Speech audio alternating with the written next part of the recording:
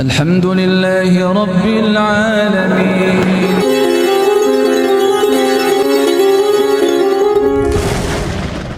Menjadikan semua potensi di dalam hidup yang dimiliki, apakah itu keluarga, apakah itu harta benda, semua diberdayakan dalam rangka memproduk amal tadi. Kalaupun punya anak, pun diarahkan untuk kebaikan-kebaikan yang itu bisa menjadikan tabungan atau aset akhirat. Kalaupun punya harta benda, benar-benar dikelola, dimanfaatkan dalam rangka untuk membangun aset akhirat.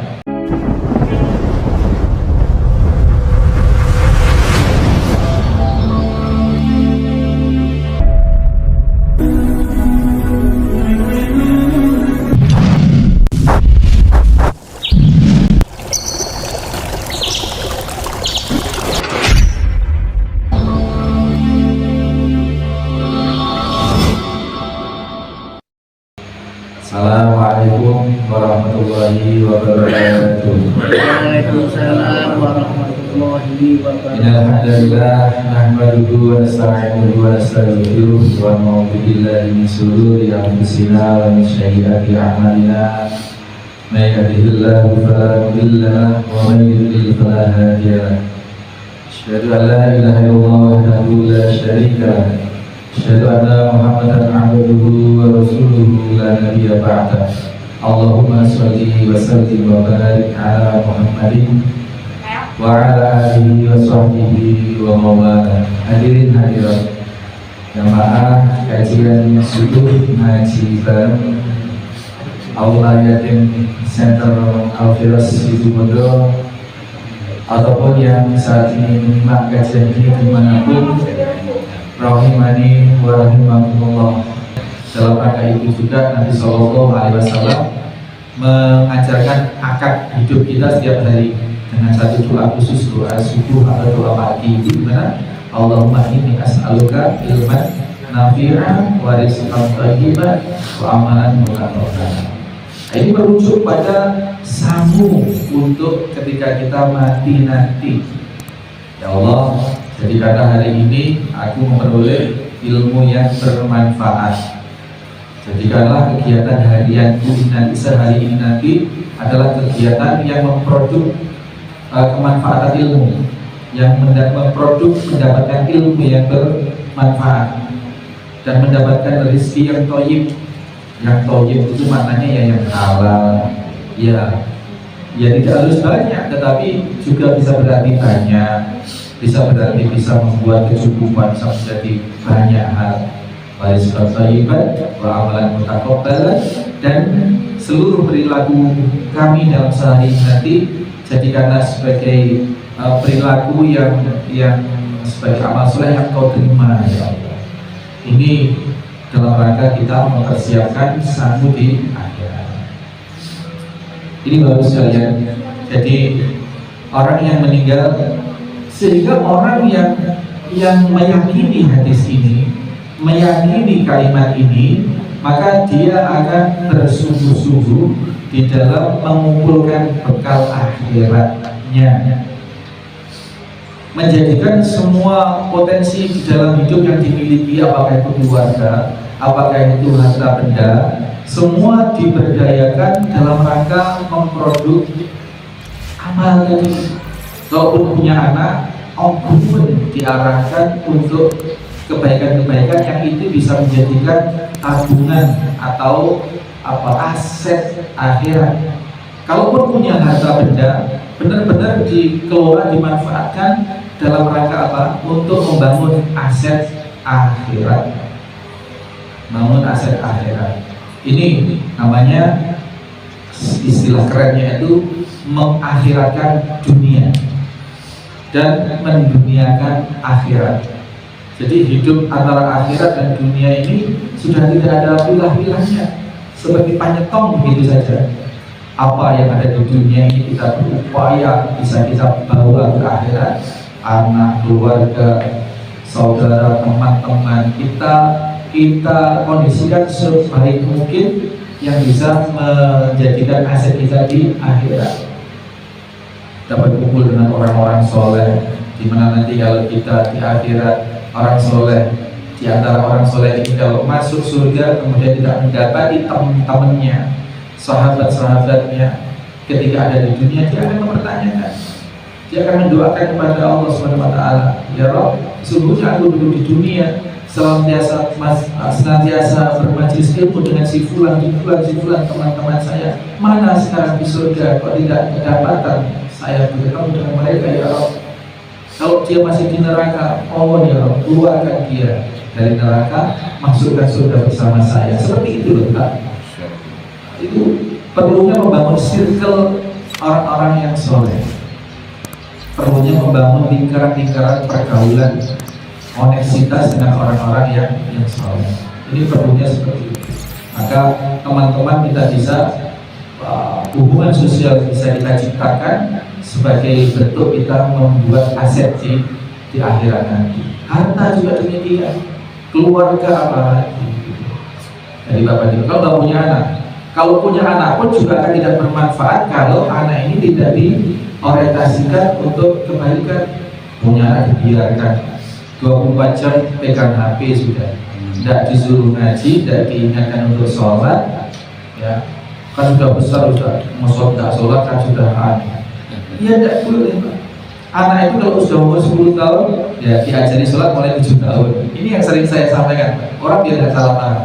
Orang 7 tahun itu sudah harus diajari dan dicontohi, diajak, dikondisikan untuk sholat. Sampai umur 10 tahun itu harus dibimbing terus. Nah ketika umur 10 tahun sudah tidak perlu kita bimbing, berharap sudah bisa jalan sendiri. Kalau tidak sholat, pukul. Dan pukul ini adalah mensyariatkan, yang pukul tentunya tidak mencelakakan. Loh Ustaz, anak saya sudah tidak 10 tahun, sudah 17 tahun, 20 tahun. Loh, yang 10 tahun saja harus dipukul untuk bisa menunaikan sholat, apalagi yang lebih dari 10 tahun gitu. Bukan malah sudah dibiarkan, kan sudah dewasa, sudah tidak bisa gini. Bukan. Justru lebih dari 10 tahun itulah yang juga harus lebih diperhatikan lagi. Ya dengan pukulan fisik nggak bisa, ya pukulan kata-kata segera dikondisikan. Ada orang tua yang sudah umur puluhan, setengah abad lebih ya, 80, 70, anaknya itu juga sudah di atas 50 tahun tidak sholat. Gimana? Ya tetap orang tua senyapang masih bisa berkomunikasi, wajib itu, wajib mengingatkan, terus ingatkan. Sampai kapan? Sampai di antara keduanya ini meninggal. Orang tuanya yang meninggal atau anaknya yang meninggal. Orang tuanya meninggal sudah tidak bisa nuturi, sudah namanya meninggal. Anaknya yang meninggal sebagai contoh adalah Nabi Nuh alaihissalam. Ketika Kan'an sudah gelap-gelap, sudah kedengar, sudah tenggelam, masih juga diseru untuk beriman dan naik ke dalam perahu Nabi Nuh. Sudah hampir sekarat Pak. Dewa semono Kan'an, anak Nabi Nuh juga tidak mendapatkan hidayah, tidak mau mengikuti seruan Nabi Nuh alaihissalam. Ini Bapak sekalian. Ada satu ayat di dalam surat Toha, coba Tobi 124 itu, waman aqrodo itu bahasa yang keras. Surat Toha, waman aqrodo an dzikri fa inna lahu ma'isyata dhanka wa nahsuruhu yaumal qiyamati a'ma. Barang siapa yang melalaikan atau mengabaikan peringatanku, kata Allah Subhanahu wa taala, maka sungguh baginya adalah ma'isyata dhanka, penghidupan yang sempit. Bapak Ibu sekalian, sebelum kita tutup dengan hadis ini pertemuan kita perlu sampaikan bahwasanya yang satu hal tadi, yang amaluhu, yang mengikuti, ya bekal, yang mengikuti sampai ke dalam liang lahat, sampai ke alam kubur itu adalah amal perbuatan. Persoalannya sekarang yang sangat krusial, bahwasanya keyakinan atau kepercayaan seseorang terhadap sesuatu yang telah yang berada di kehidupan setelah hidup di dunia ini beragam. ada yang cek percayanya, sangat mempercayai. Karena itu sesuatu yang gaib. Karena sesuatu yang gaib, maka tingkat respon manusia di dunia ini bermacam-macam. Ada yang hakul yakin, ada yang yakin betul meskipun tidak melihat bahwa nanti setelah mati itu diikuti oleh amal perbuatan. Jadi kan di dunia harta itu amal perbuatan baik maupun perbuatan buruk itu mengikuti di alam barzah sampai di alam akhirat. Permasalahannya ini sesuatu yang gaib. Nah, sedangkan respon manusia atau tanggapan manusia terhadap sesuatu gaib itu beragam. Ada yang cek yakinnya, ada yang setengah yakin, ada yang nggak yakin sama sekali. Itu tingkatan-tingkatan keiman. Seperti dasar Al-Baqarah itu alladzina yu'minuna bil ghaib. Hanya mereka-mereka yang percaya pada yang gaib. Allah itu gaib, rezeki yang akan datang itu gaib. Apakah kita di usia berapa akan menjadi orang berkecukupan atau orang berkekayaan, itu gaib. Gaib semua. Apalagi sesuatu yang setelah mati itu gaib. Sehingga tidak semua orang yakin, tidak semua orang meskipun dia percaya, tetapi tidak yakin di dalam hati, tidak benar-benar yakin begitu. Sehingga di dalam menanggapi hadis ini bahwa nanti yang akan dibawa mati itu hanyalah amal, itu itu kondisinya. Ada yang mati ya nanti. Bahkan sekarang sudah viral Pak, ada konten guyonan itu neraka. Konten neraka di video-video di tempat-tempat. Ayo kita asik-asik rame-rame di magma lahar. Ayo asik-asik seru-seruan sama artis-artis di mandi di lahar. Itu menggambarkan neraka dan mereka seolah-olah happy di neraka. Seperti itu loh Pak. Nah, membuat konten, membuat video seperti ini kan seolah-olah mengolok-olok hal yang baik lah. Gitu. Oh, kayaknya asik nyebur tadi jubul lagi begitu, terus ketemu artis-artis dunia, ketemu artis-artis cantik-cantik di kolam magma itu, lahar itu. Jadi ini menunjukkan bahwa sesuatu yang gaib ditanggapi dengan beragam oleh manusia ini. Kehidupan setelah mati atau akibat atau urusan hidup setelah mati itu ditanggapi yang beragam. Makanya termasuk surat Tuhan, ketemu surat Tuhan. Ketemu, tadi coba baca.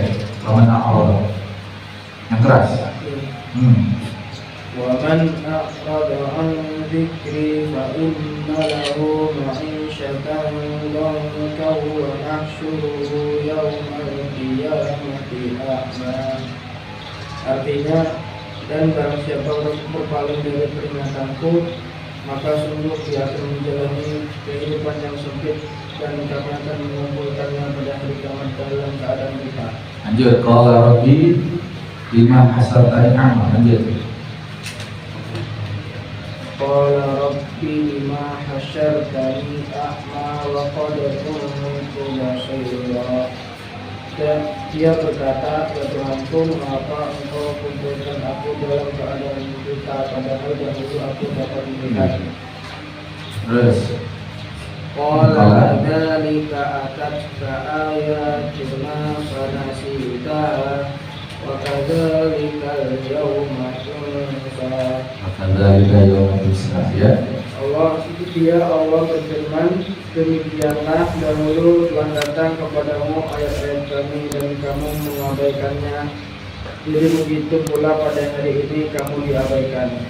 Ini Pak, 3 ayat, 4 atau 3 ini, 3 ayat di dalam surat Thaha ini menunjukkan bahwa pengabaian kita terhadap sesuatu yang baik ini dapat berakibat fatal. Dan kefatalan ini tidak hanya terjadi di kehidupan setelah mati. Bahkan sejak hidup pun Allah SWT memberikan semacam teguran, semacam sanksi. Bahwa na'tadha'an dzikri fa inna lahu ma'isyatan dhanka ma'isyah.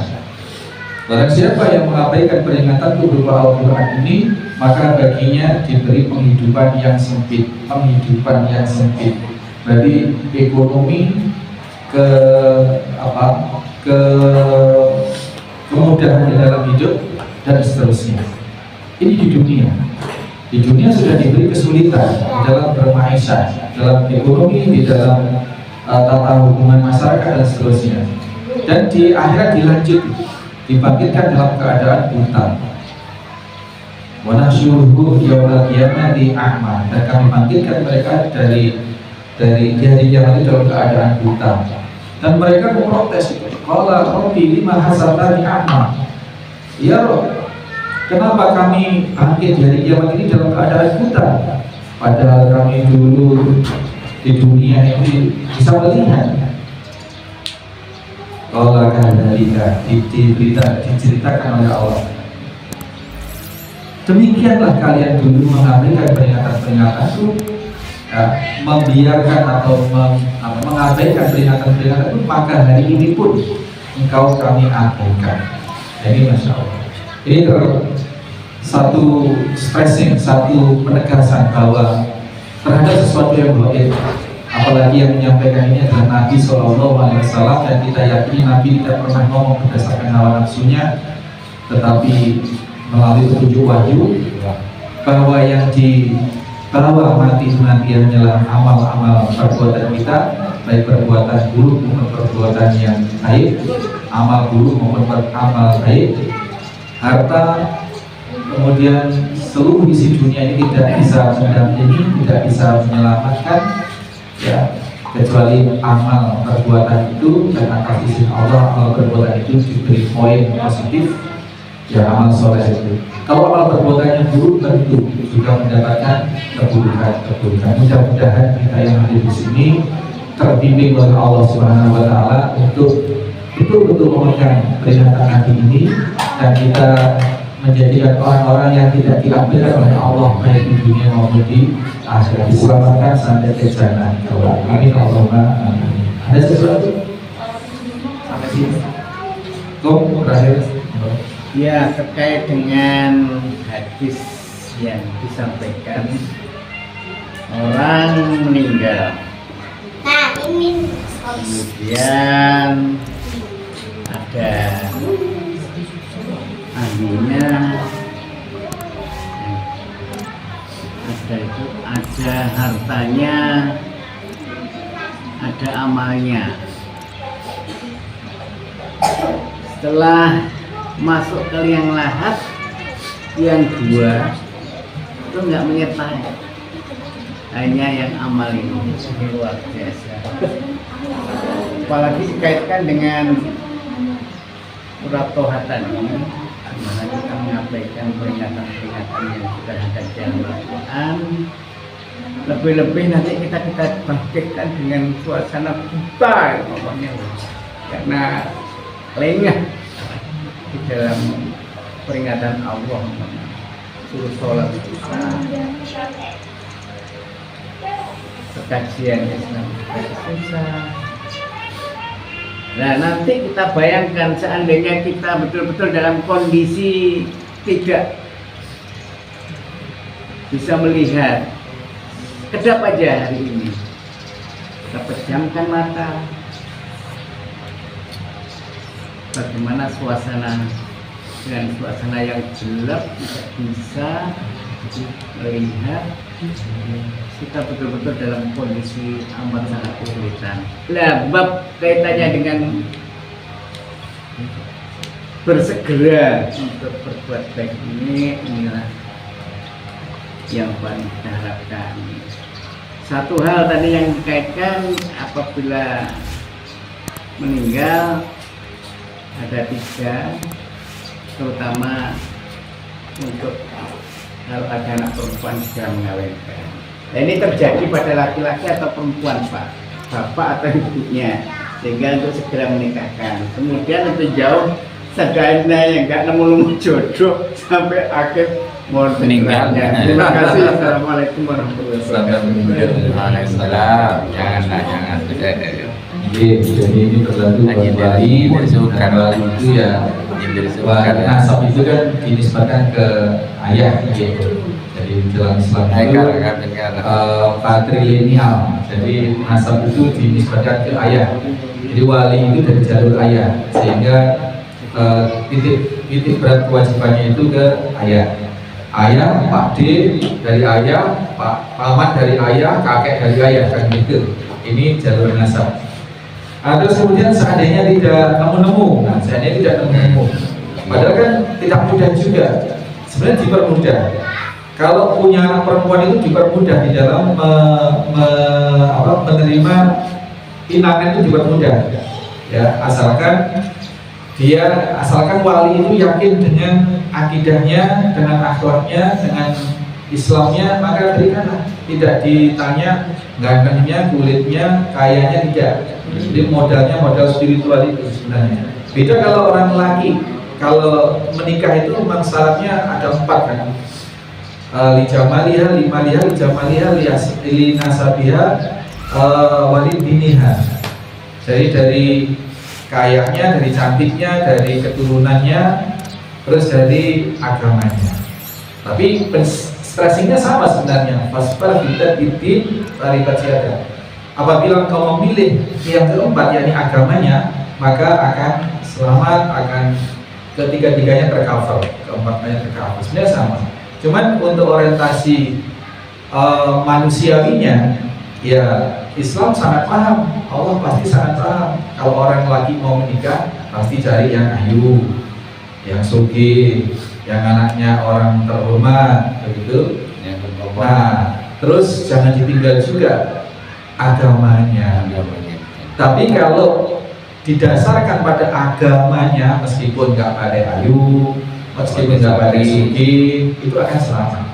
Ini jadi kalau yang laki ini kan apa ya? Dia sebagai imam. Jadi yang dipercepat untuk menikah tadi perempuan. Karena perempuan ini kan sifatnya kan makmum.